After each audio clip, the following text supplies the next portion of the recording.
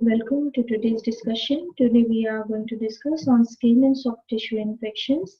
So we'll just have a small question and answer session on this. So here we have a picture of impetigo. It is a lesion which is characterized by thick adherent golden honey colored crust and typically which occurs on the face or the extremities. Okay, now the question is name one organism most commonly isolated. So impetigo can be caused by group A Streptococcus, the other Streptococci as well as by Staphylococcus aureus. But the most common organism associated is the group A Streptococcus. Okay, so most commonly we can isolate the group A Streptococcus. Now, the group A Streptococcus, apart from causing impetigo, can also cause other skin and soft tissue infections like cellulitis, erysipelas, the deep soft tissue infections like the necrotizing fasciitis. The necrotizing fasciitis involves the superficial and the deep fascia invading the muscles. The onset of the lesion is acute and rapid. Okay. Initially, there is severe pain with minimal erythema, and then later on, this disease becomes more severe. The skin becomes more dusky and develops erythema and gets anesthetized, and there is extensive necrosis of the subcutaneous tissue and the fascia and the muscles. This is the characteristic lesion of the necrotizing fasciitis, the characteristics of necrotizing fasciitis, that there is extensive necrosis of the subcutaneous tissues, the fascia and the muscles. Therefore, this bacteria, the group A Streptococcus, is also called as a flesh-eating bacteria. Okay, now apart from, as we've spoken about Staph aureus also, so apart from causing impetigo, it can also cause other skin and soft tissue infections like folliculitis, furuncle, carbuncle, okay, and something called as botryomycosis. Botryomycosis is a mycetoma-like condition which is characterized by subcutaneous swelling, okay, swelling in the subcutaneous tissues. There are multiple draining sinuses, and these sinuses, they contain granules in them. Next, we have erythema characterized by salmon red color, pain and butterfly distribution. The distribution involves the nasal eminence, cheek and nose. The lady has fever with chills and had suffered from streptococcal pharyngitis a month ago. The question is, what could be the erythema called? Okay, so this is a condition which is called as erysipelas. Because the lady is having the presentation of a typical lesion of erysipelas and has a history of streptococcal pharyngitis, so it mostly points out towards the other streptococcal infection, that is the erysipelas. Okay, now apart from erysipelas, we have just discussed what are the other skin and soft tissue infections which are caused by streptococcal. Next, we have a picture and a history. A 40-year-old farmer presents with a lesion on the shoulder with necrosis at the center, and the lesion is covered by a black scar. The lesion had erupted as a papule about a week ago and has progressed to a vesicle in about 5 days. So the question is, what could it be? Okay, so this is a lesion or a black scar. This is a lesion which is called as malignant pustule, or it is cutaneous anthrax. Okay, uh, anthrax is a disease which is caused by Bacillus anthracis.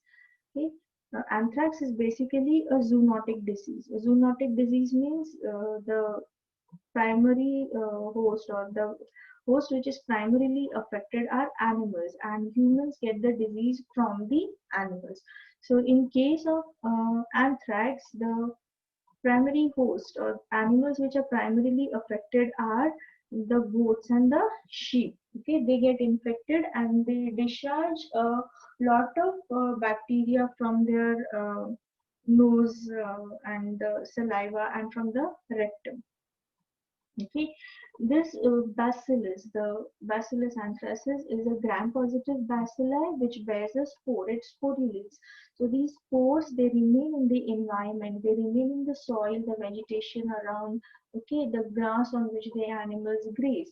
Okay, and remain as a source of infection to animals and humans. Okay, so humans get these infections mainly because of occupational exposure. These spores are present on the skin and hide of the animals. So, those people who are occupationally exposed to the skin and hides of these animals can get usually infected. So, this cutaneous anthrax is also called as the hide porter's disease because people they carry the hides and the skin of these animals on their bare back and the shoulders. Okay, and these hides and the skin of the animals, they have the spores of Bacillus anthracis which gain access into the skin through the minute abrasions on it, and then they germinate and start producing the toxin. Okay, so anthrax can be cutaneous anthrax, pulmonary anthrax, and the intestinal anthrax. The pulmonary anthrax is also called as the Wool-Soter's disease. Now, because we are dealing with cutaneous anthrax here now on the slide, so we have history of lesion in a farmer. So the farmer is associated or more prone to get infection by the or more prone to come in contact with the spores of the bacillus. Okay, the lesion develops as a papule first and then it turns to a vesicle. The vesicle breaks open and now which is called as a malignant pustule, which lands up with a black e-scar. This black color in the lesion is because of production of toxin by Bacillus anthracis. Bacillus anthracis produces a toxin which is called as the anthrax toxin. So because it produces this toxin, the lesion acquires the black color and hence it is called as the black e-scar. Okay, now we have spoken that this lesion is initially also called as a malignant pustule, but although it is called as a malignant pustule, it is a non-malignant condition. Next, a swab from the earlier lesion, a swab from the black e-scar is collected, gram staining is performed, and the gram staining findings are as shown in the picture. So here in the picture, we have a gram-positive bacilli. Okay, so the question is, in this case, would you like to confirm your suspicion or finding by performing staining with polychromethylene blue, by immunofluorescent staining, by both of the above, or by none of the above? So the correct answer to this is by immunofluorescent staining. Although we can do both the staining techniques for Bacillus anthracis, okay, the earlier the polychromethylene blue is done for identification of the bacilli or for presumptive diagnosis of anthrax in animals, whereas in humans we can confirm the presence of Bacillus anthracis by performing the immunofluorescent staining. In polychromethylene blue staining, we cover the smear with polychromethylene blue for 30 seconds and we look for the presence of the purplish amorphous material of the capsule around the bacilli. Bacillus anthracis is having a capsule. So this capsule is stained as a purplish amorphous material and the bacilli stains blue. Okay, and in immunofluorescent staining, the cell wall and the capsular antigen is identified by antibodies which are tagged with a fluorochrome, okay, or a fluorescent dye. Okay, next we have a 35-year-old male on a bike who meets with an accident with another four-wheeler. Unfortunately, he had to have an amputation above the knees. Gradually, he develops increasing pain, tenderness, edema with a thin watery discharge and a blackening over the affected part. The question is, what could be the person suffering from?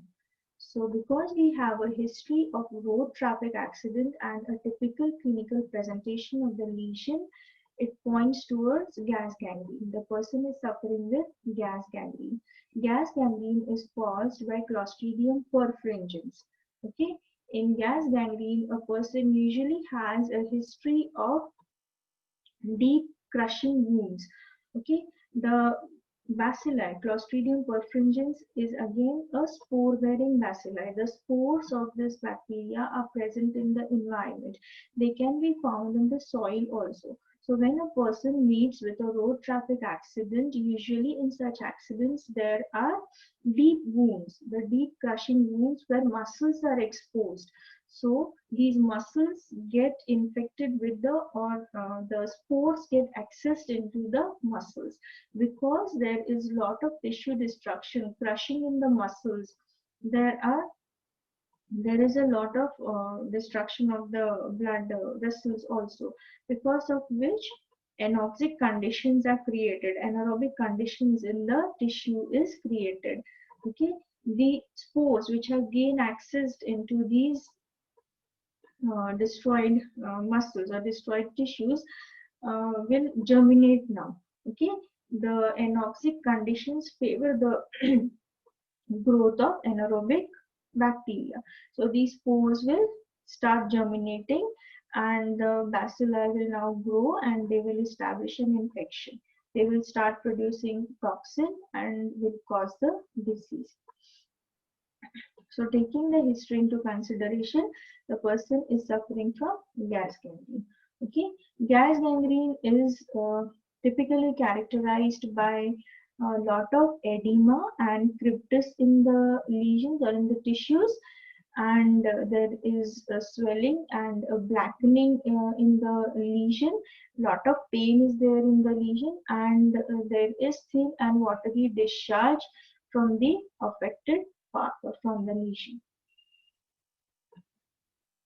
To have a lab diagnosis, we can collect a swab from the deeper parts of the lesion and collect the swab on and put it in RCM, and this RCM will favor the growth of anaerobic bacteria.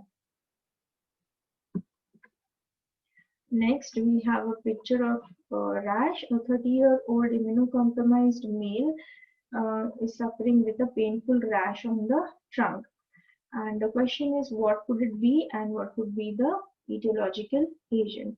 So this is a rash of zoster, herpes zoster or shingles.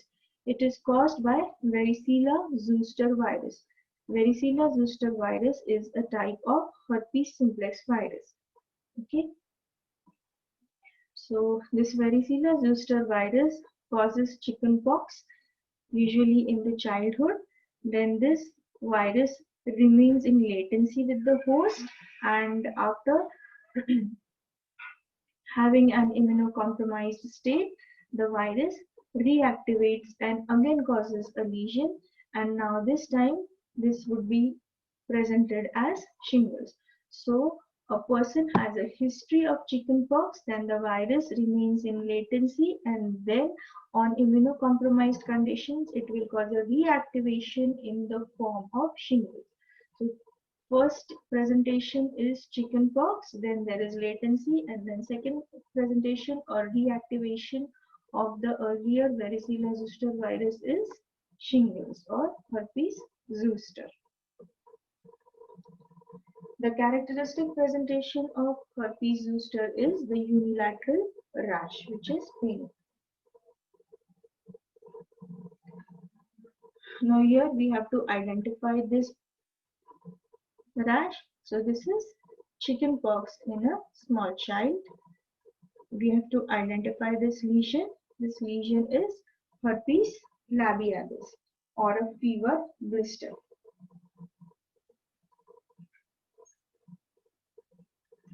Herpes labialis is caused by varicella.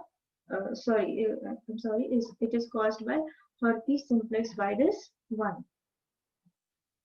Okay, the virus infects a person, causes the lesion, then the virus goes in latency, and then it is again triggered by fever. Whenever a person will have fever, the lesion will again be produced. So we have a fever blister again. Next question. Mr. X just loves his German Shepherd puppy, which he has recently purchased. He frequently kisses the puppy on its muzzle, and approximately 3 months later, this is what he lands up with. So the question is, what would it be, and how can we go on with the lab diagnosis of this? And we have to be very simple, or lab diagnosis in brief. Okay, so this is a picture of Tinea barbi. Okay, Tinea barbi is the infection of the beard and the mustache area of the face. Tinea is basically ringworm in common language. Okay, so it is called as dermatophytosis. Dermatophytosis is caused by dermatophytes. There are 3 species of dermatophytes: Trichophyton, Microsporum, and Epidermophyton. Trichophyton species infect skin, hair, and nails.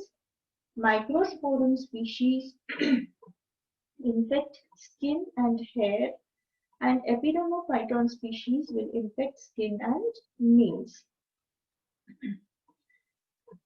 So this Tinea barbi can be caused because of Microsporum canis. Microsporum canis is also present on dogs. So when a person comes in close contact with such an infected dog, a person may have the Tinea barbi. So how would you go about making the lab diagnosis? Briefly.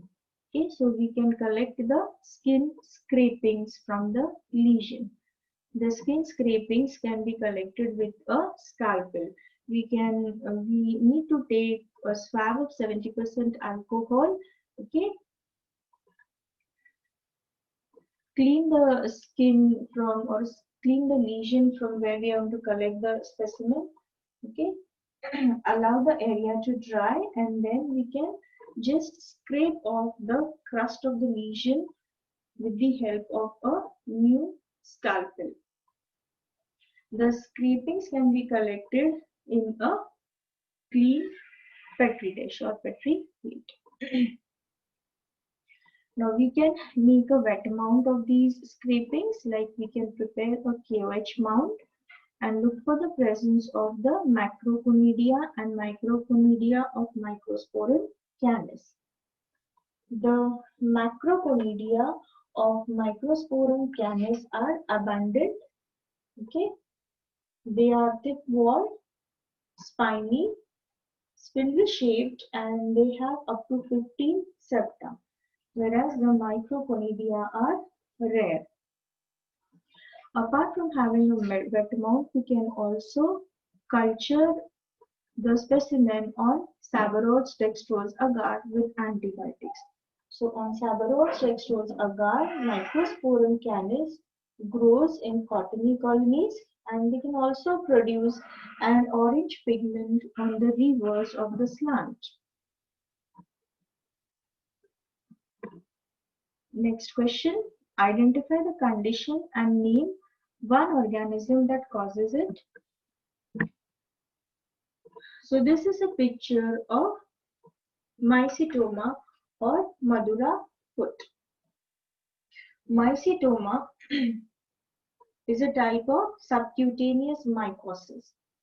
It is chronic and slowly progressive granulomatous infection of the skin and subcutaneous tissues.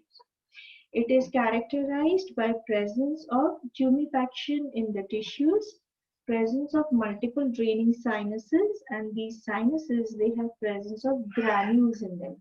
These granules are small microcolonies of the etiological agent. There are Etiological agents which cause eumycetoma and the actinomycetoma. Those which cause eumycetoma are the fungal agents, and those which cause actinomycetoma are bacterial agents. So the causative agents of eumycetoma are, for example, Medulla mycetomatis, Medulla greasy, Exophilia genselmi, and Curularia species. Whereas that of actinomycetoma is Nocardia species. And also we have discussed earlier that uh, a condition like mycetoma, which is called as botryomycosis, is caused by Staphylococcus aureus. Next, next question is identify the disease and the factor that is responsible for it. Okay, so this is a picture. So this is a picture of Staphylococcus scalded skin syndrome, and it is caused by a toxin which is produced by Staphylococcus aureus. This toxin is called as the exfoliator toxin. Next, we have to say whether it is true or false. So first we have a picture which says that it is Tinea manum. So it's true. Tinea manum is dermatophytosis of the palms. Next, we have a picture which says that it's leprosy. So it's false because it is a picture of dermatophytosis. Dermatophytosis have lesions which are characteristically having clear centers and raised ends. Okay, the dermatophytes have the tendency to grow towards the periphery, and so they have these typical lesions of central clearing with the raised ends. Next, we have a picture which says that it is Tinea unguent. So it's false because this is a picture of Tinea capistis. Tinea capistis is tinea or dermatophytosis of the scalp, and Tinea unguent is dermatophytosis of the nail beds. Next, polymicrobial flora or mixed infection and foul odor from the pus are indications of anaerobic infection. So that's true. Anaerobic infections are typically polymicrobial in nature, and they have the pus which is having a foul odor. Next, Staphylococcus aureus, Pseudomonas, Klebsiella, and Proteus can be commonly isolated from burn wounds. So it's true. All these are bacteria. These are bacterial agents which are commonly associated with burn wounds. The burn wounds, they get infected with these bacteria, and we can isolate these bacteria from a swab which is collected from the wounds. These bacteria are characteristically multi-drug resistant in nature. Lastly, we have a picture which says that it's cutaneous leishmaniasis. So looking at the picture, looking at the characteristic presentation with lesion having demarcated periphery, it is true that it is cutaneous leishmaniasis. Okay, with this we end with today's discussion. So today we have discussed skin and soft tissue infections. We have tried to cover the common bacterial, viral, fungal, and the parasitic agents which cause skin and soft tissue infections. With this, we finish with today's discussion. Thank you.